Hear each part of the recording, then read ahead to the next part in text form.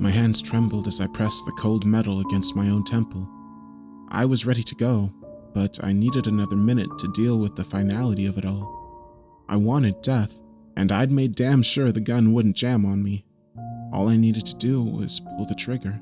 "You don't want to do that," I heard a voice say. I jumped from my chair and swung the gun around the room in a panic. As always, the motel room was empty, save for the ancient television and moist bed. There was no one there. At first, I wondered if the sound had come from outside. Maybe they hadn't been talking to me at all. Once the initial shock had worn off, I sat back down. "Don't do it, Gary," the same voice said. Still, the room was empty. Who's there?"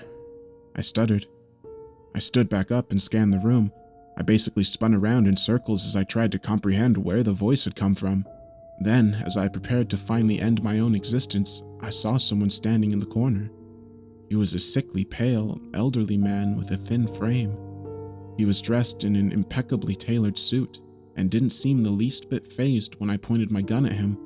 In fact, he just smirked. "Get the fuck out of my room!" I demanded with a trembling voice. The man just gave me a peculiar look. "You're afraid of me?" he half asked, half stated. The question froze me in place for a moment. There was a strange man in my room that had seemingly materialized out of thin air, and he had the audacity to ask if I was afraid. "Why?" he continued. I don't have any money or anything, but I'll fucking shoot you unless you leave," I said back. "What are you afraid of? What were you planning to do before I arrived?" "It's none of your business." "You were moments away from what you consider blissful death. What could I possibly do that frightens you?" He was right. Though I'd planned to kill myself, I was scared. Not from death itself, yet something about the man just sent shivers down my spine. "Are you depressed? Is that why you want to leave the world behind?" I shook my head. "Yet you so desperately want to die." The fear I'd felt as he arrived had been replaced by morbid curiosity. Something about his utterly calm appearance made it impossible to refuse his questions. I don't actually... You feel like you don't belong." These simple words sent a wave of sudden realization through my body. I'd thought about death a lot, but I could never pinpoint exactly why I wanted out. But as he uttered that sentence, I finally realized what I wanted to escape from. My whole life, I'd never once felt like I belonged in this world. Despite having good friends, a decent job, my life just felt as if it was a crime. As weird as it might sound, I just wasn't supposed to be here. Though it seemed so obvious then, I'd never been able to define it so clearly. That was it. That was exactly the reason. How did you know?" "Because it's a simple fact, Gary Whitmore. You don't belong here." I don't understand. How can you be so sure?" "If you desire, I can show you." I didn't have to respond. The man, whoever he was, could read me like an open book. I put the gun down and just stared at him. Then, with a simple touch, everything turned dark. As my mind awoke once more, we were in a void. I saw my own body from afar, walking through an endless world of darkness. Time passed, but whether it was a second or 1,000 years, I couldn't tell. "Where are we going?" I asked, but the man wouldn't respond. I was too far away from my own words to reach him.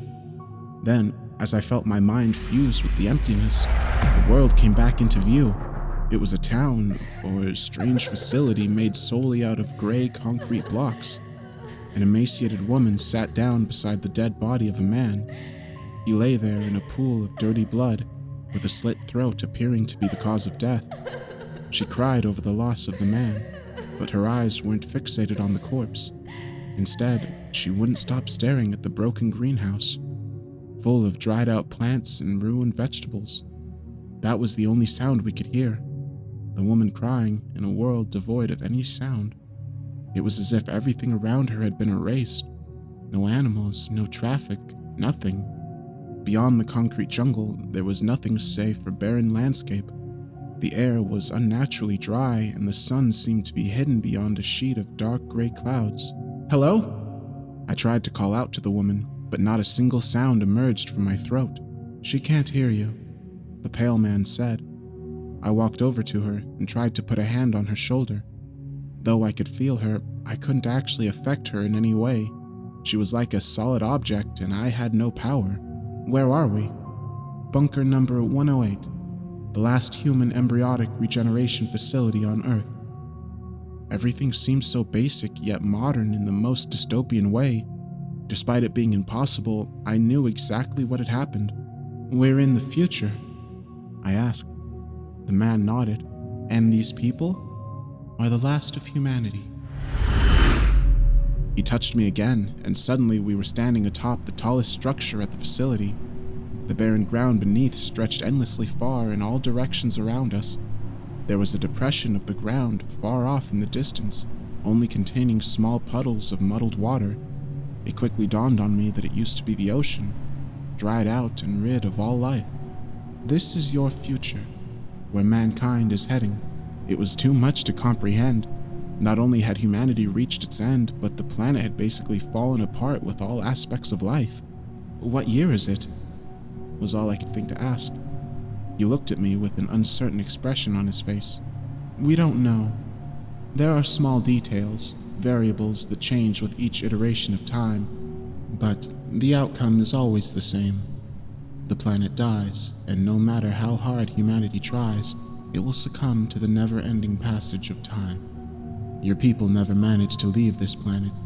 Instead, they draw their last breath here at this facility as they desperately try to maintain the last plant life on Earth. In the end, your species will be forgotten by the universe with no impact on the fate of existence. I just stared at the dead landscape around us. The wind howled ominously through the structures, and in the distance, we could still hear the woman cry. She was the last person on Earth, and soon she'd be dead.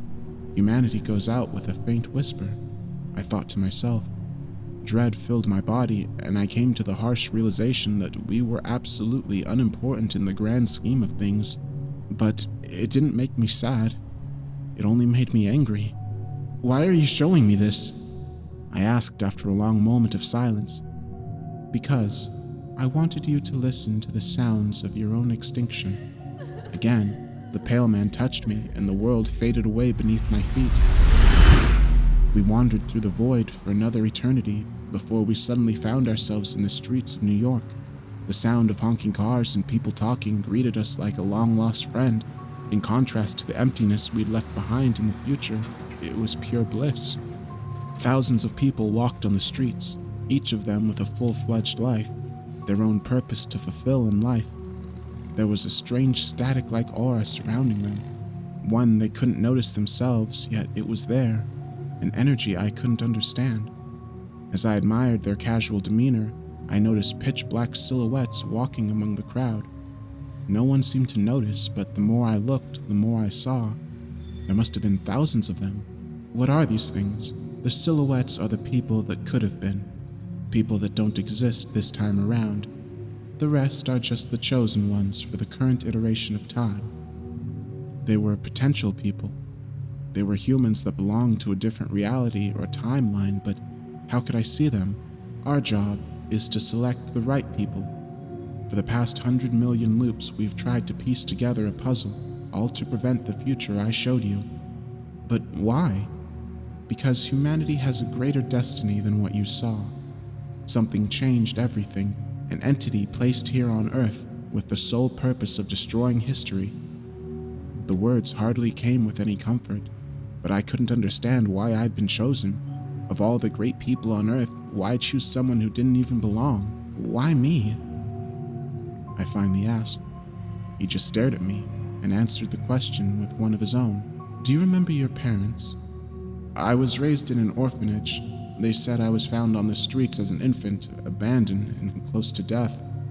No one knows where you came from. I suppose not. As we talked, we made our way down the street.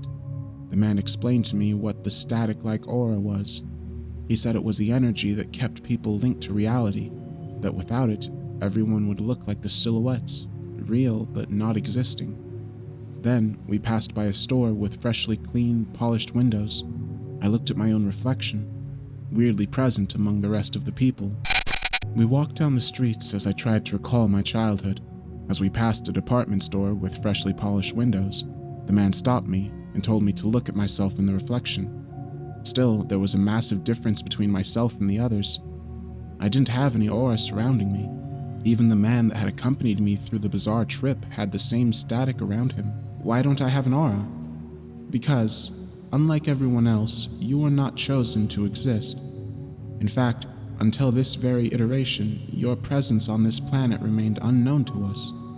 You, Gary Widmore, are an anomaly that needs to be corrected. The implication had a sinister undertone. I wasn't supposed to exist. How could they correct that fact? What exactly does that mean? It means you have to be removed from time itself. Removed? Why didn't you just let me kill myself like I planned to? He sighed. It's not quite that simple. Your life has had impact on people. The good, the bad, and the seemingly unimportant. It all contributed to the world as it is. We have to make sure you never existed. His words made me recall a quote by David Eagleman. There are 3 deaths.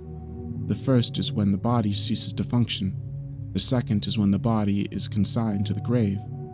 The third is that moment, sometime in the future, when your name is spoken for the last time. While the first 2 deaths hadn't bothered me all that much, the idea of being forgotten by everyone was a horrifying one. Everything I've ever done, it'll be erased? Only if you accept. And it could change the course of history. He nodded. Well, how does that even work? Are you just going to erase me or split my body into atoms? I don't really understand how that would work. You become one of us, an agent. Everything you've done up until this point will be forgotten and removed. But you still have an impact on the world. Since you went undetected from us, we're hoping you can do the same against whatever is trying to destroy history. There won't be any proof I ever existed? The man paused for a moment as he mulled over how to respond. You can leave behind one thing, a story, an artifact, a letter. It'll be yours, but no one will know exactly where it came from. Your name will be turned into a tale, but at least it won't be completely forgotten. It was better than nothing, but it bothered me. Do you accept? The man asked. I nodded. Then it's time to get to work.